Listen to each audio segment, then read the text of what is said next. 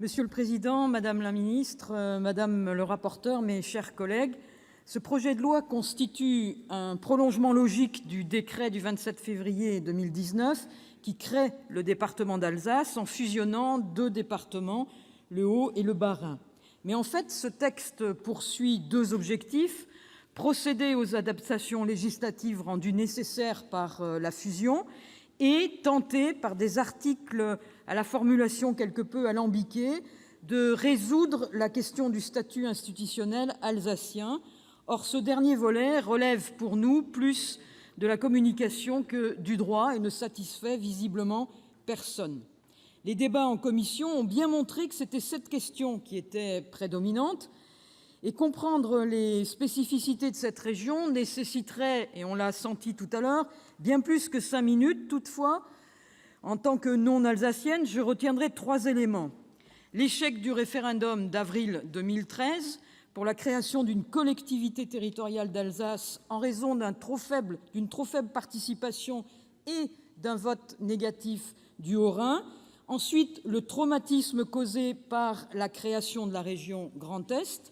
Et enfin, la réouverture du dossier institutionnel avec ce projet de loi que nous examinons, ceci en prenant appui, et Mme la ministre l'a bien rappelé, ainsi que Mme le rapporteur, sur la déclaration commune dite de Matignon en faveur de la création de la collectivité européenne d'Alsace, une nouvelle entité, dit-on, qui vise à donner corps au désir d'Alsace. D'où le caractère dual de ce texte. D'un côté, un volet classique qui vise à traduire en droit des évolutions institutionnelles, et de l'autre, un volet qui cherche à donner corps à une nouvelle collectivité qui, appuyée sur le socle de compétences départementales, devrait être enrichie de compétences supplémentaires et particulières, mais sans fondement juridique clair. Cela avec le risque de tromper les citoyens, et les débats le montrent bien, puisqu'il ne s'agit en rien d'une communauté nouvelle à statut particulier, comme le définit l'article 72 de la Constitution, mais bien d'un département unique issu de la fusion de deux départements.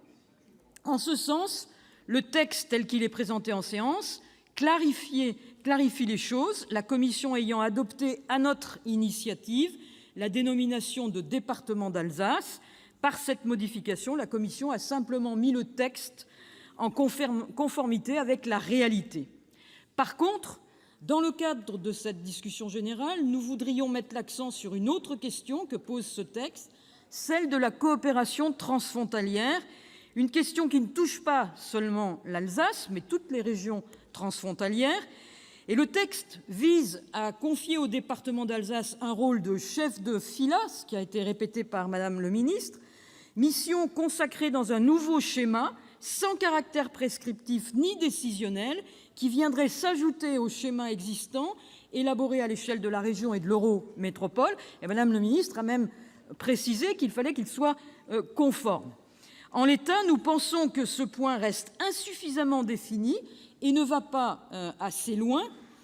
L'article 13 du traité d'Aix-la-Chapelle, qui n'est toutefois pas encore ratifié, insiste pourtant sur cette nécessité d'adopter la législation pour surmonter les obstacles à la réalisation de projets transfrontaliers.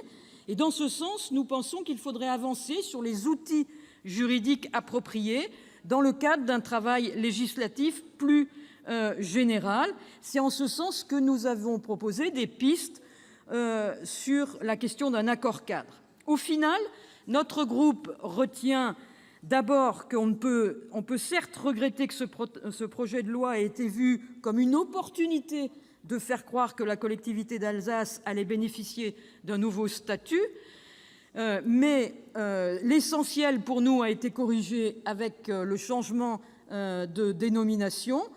Et nous retenons d'autre part le caractère incontournable de ce texte, vu la nécessité de traduire dans la loi les dispositions liées à ce décret.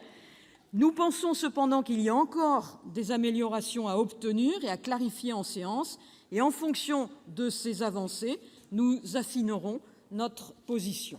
Je vous remercie.